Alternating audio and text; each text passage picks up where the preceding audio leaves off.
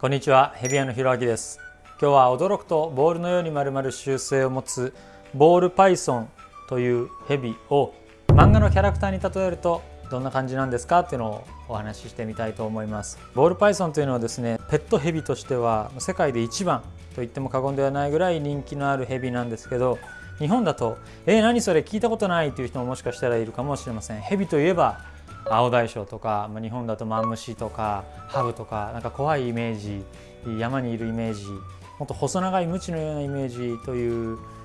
印象かもしれませんが、そういう日本にいる固有種と違うところはですね、細長くないでっぷりともっちりとした太めのボディを持っているんですね。ボールパイソンって結構太くなると、アダルトになるとこれぐらい太くなるんですけど、日本のヘビでここまで太くなるっていうのは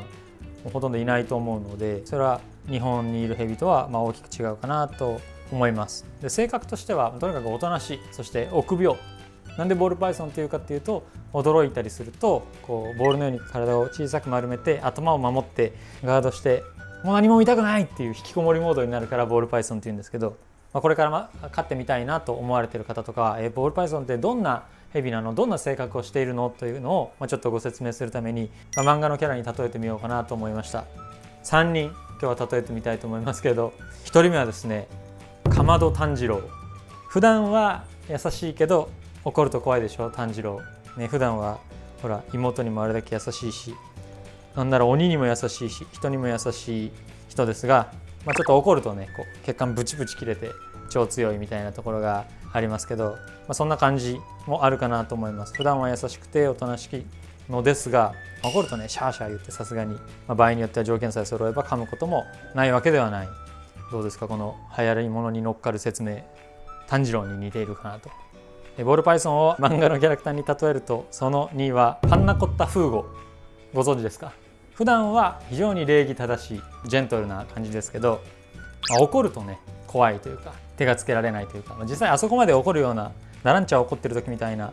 怒り方はしないですけど、もう完全に戦闘モードに入ると、やっぱりあるいはもう本当緊張状態とか荒い子になってくると、怒る時は怒るというところもあるので、ちょっと僕の好みも出ましたけれども、パンナコッタフーゴなところもあります。驚くとボールのように丸々習性を持つボールパイソンというヘビを漫画のキャラクターに例えると、3人目は南野周一。ご存知ですか？なんだろうな、生き物としてね、非常に優しいというか穏やかというかジェントルなイメージが僕はボールパイソンにはありますね。いつも暴れているとか荒くれとか、もう興味津々で、子犬みたいにあっち行ってこっち行ってキャンキャンキャンキャンというよりは、落ち着いてジェントルなイメージが僕はあるので、普段は言葉遣いも丁寧で穏やかでありながら、怒るとようこくらまになるぞみたいなギャップがあるということで、南野周一くんをちょっとチョイスしてみました。結構ピックアップして選んでみたんですけど、20人ぐらい、この3人になるかなと思います。絶妙でしょ？一応流行りものは抑えつつ、自分の好みも抑えつつ、古いところもやってみるみたいな。もっとね流行りもので固めることもできたんですよ。ドラケンとかね、五条先生とかも言えたんですけど、ちょっとこの3人を選んでみました。ボールパイソンを飼ってる、あるいは知ってるという方は納得していただけるでしょうか？いやちょっと違うでしょうと。ボールパイソンといえば忘れちゃいけない誰々でしょうみたいな。いやもっとこうでしょうっていうのがあったらコメント欄に書いてみていただければ、それをみんなで見れたら楽しいし、僕も見させていただければなと思います。とにかくね、おとなしい、そして怒るときは怒るというようなところがあるかなと思います。ヘビの中にはもっとねクレイジーパピヨンとかドルフィンカルルセブニみたいなヘビもいるんですけど、非常におとなしいボールパイソンを今日はご紹介しました。当店の生態在庫状況は概要欄にあるホームページからご覧ください。